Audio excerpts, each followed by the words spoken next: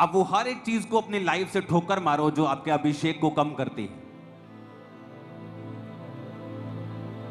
वो आपका एक नटखट दोस्त भी हो सकता है जो हर वक्त गंदा मजाक करता है और आपके अभिषेक को कम करता है।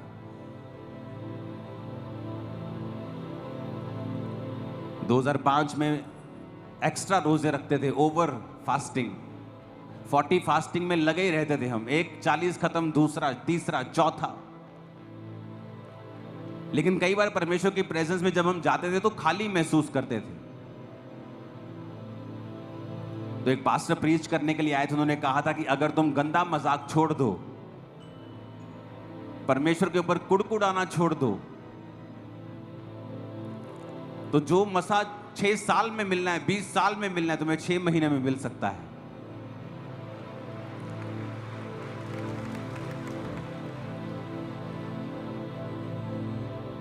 क्योंकि जब 2 घंटे की प्रार्थना हम करते थे रोज रात को 7 से 9, जब प्रार्थना खत्म हो जाती थी तो सब ग्रुप बना के बैठ जाते थे और लड़के लोग जो थे वो गंदा मजाक हम आपस में करते थे, फालतू की, कभी इधर की बात, कभी उधर की बात।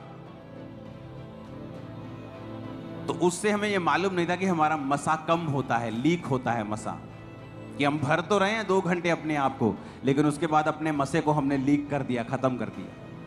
हम कमाई कर तो रहे हैं लेकिन शेद वाली थैली में अपनी कमाई को डाल रहे हैं, जो ऊपर से कमा के डालते हैं नीचे से निकल जा रही है। और जब अपने आप को हम समझते गए, वचन को समझते गए, वचन को अपने जीवन में लागू करते गए, और ये भी नहीं था कि हमारे पास कोई ऐसा पास्टर था जो हमें वचन इतना डीप समझाता, समझाने वाला भी इतना कोई नहीं था।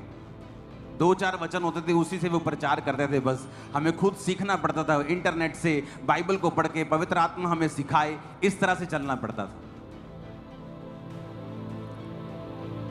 हालेलुया। अगर आपको पवित्र आत्मा से भरना है, आपको उन चीजों से अलग होना होगा जो फालतू की हैं, जो आपके मसे को कम करती हैं। आपकी पड़ोसन बड़ी अच्छी हो सकती है, लेकिन जब वो आपके साथ बैठती है, चुगलियां करती है, नेगेटिव बातें करती है, संसारिक बातें करती है, जब वो आपसे उठ के वापस जाती है, आप महसूस करते हैं कि आपके अंदर से वो कुछ छीन कर ले गई, खाली कर दिया आपको।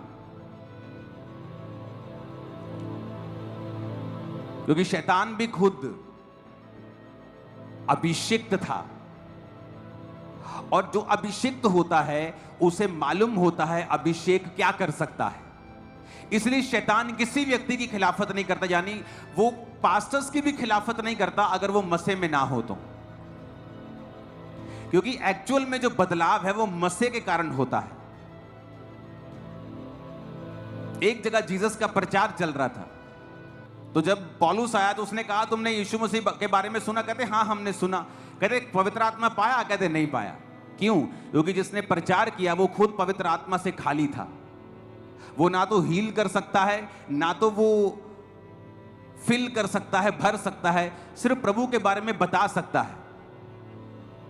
और विरोध उनका होता है जो फिल कर सकते हैं, जो बता सकते हैं और हील कर सकते हैं, क्योंकि शैतान भी अभिषिक्त था, और जब वो गिरा प्रभु ने उससे अभिषेक नहीं छीना, वो आज भी अभिषिक्त है।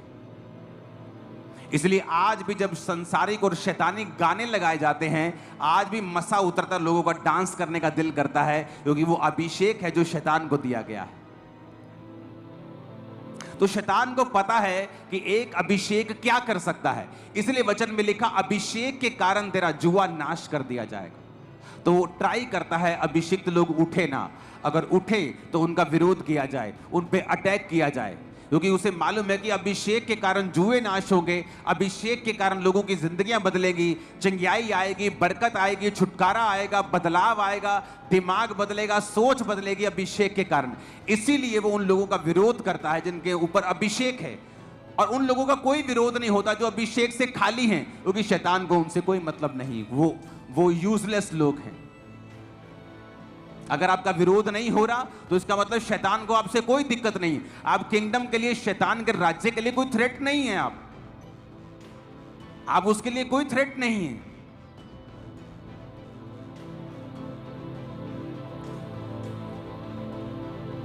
कितने मेरी बात को समझ रहे हैं?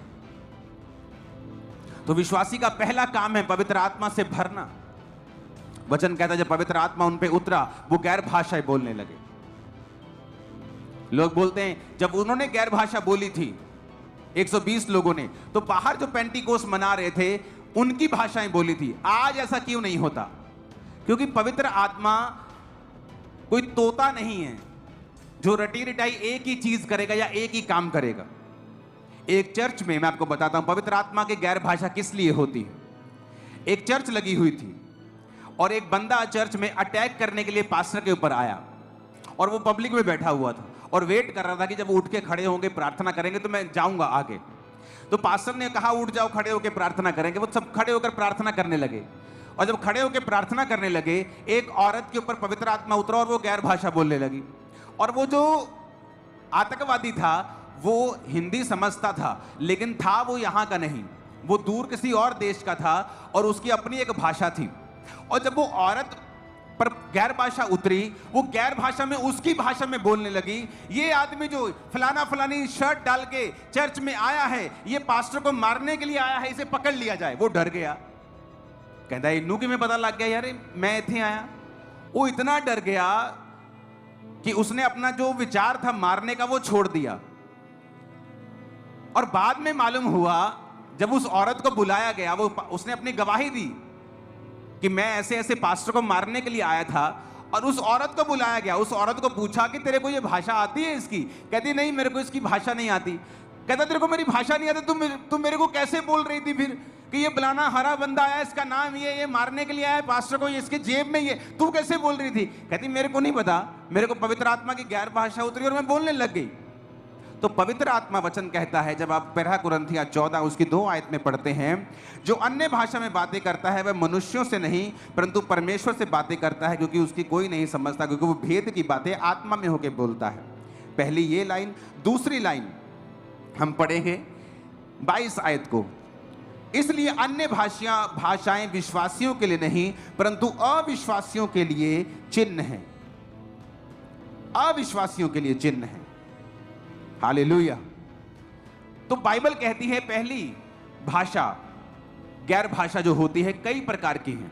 जैसे एक भाषा आप बोलते हैं जिस तरह पेंटिकोस्ट के दिन बोली गई थी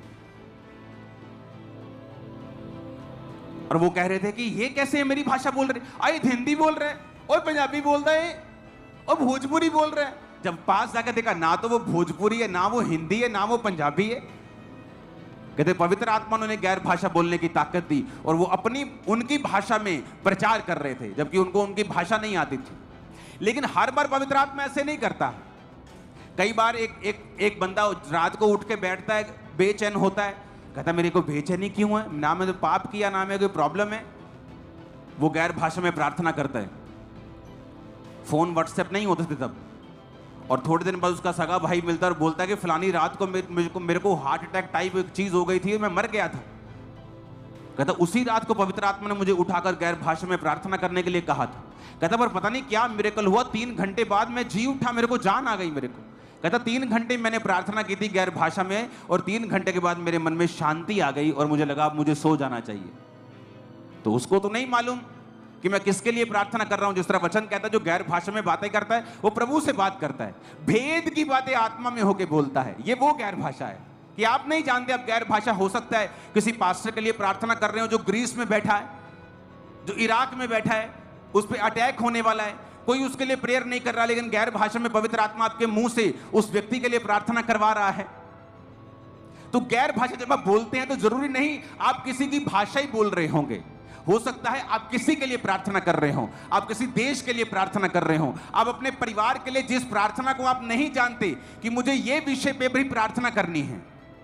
हो सकता है आपकी बेटी आपका बेटा किसी ऐसे व्यक्ति के साथ मिल रहे हो जो बड़ा ही खतरनाक है उनके लिए, उसके स्कूल में, उसके ट्यूशन पे, आपको नहीं पता आप प्रार्थना कैसे करेंगे, आपको जिस चीज का मालूम ही नहीं। लेकिन जब आप गैर भाषा में प्रार्थना करेंगे आत्मा आपके अंदर से होकर बोलेगा कि तेरी बेटी के जितने, तेरे बेटे के जितने भी रॉन्ग कनेक्शंस लोगों के साथ हो रहे हैं वो जल जाए, वो खत्म हो जाए और वो खो जाएंगे, क्योंकि आप गैर भाषा में प्रार्थना कर रहे हैं। इसलिए तो इसे गिफ्ट बोलते हैं, इसलिए तो इसे हथियार बोलते हैं, इसलिए तो कहते हैं जो गैर भाषा में प्रार्थना करता है वो अपनी उन्नति करता है। क्यों कहते हैं अपनी उन्नति करता है? क्योंकि जो बेटा तेरा बच गया, तेरी प्रार्थना से नहीं बचता था। क्यों? तुझे मालूम ही नहीं था कि इस विषय में प्रार्थना करनी है, तो बच गया, तेरी उन्नति हुई, तेरी फैमिली की। कल को वो नुकसान करता, पैसे का भी नुकसान होता, तेरे फाइनेंस की, आत्मा में नुकसान करता, आत्मिक उन्नति भी तेरी हुई, और परमेश्वर ने तुझसे बात भी की, पवित्र आत्मा ने तुझे इस्तेमाल भी किया। तो गैर भाषा इतनी जरूरी है कि हर बंदा इसको बोले। हालेलुया।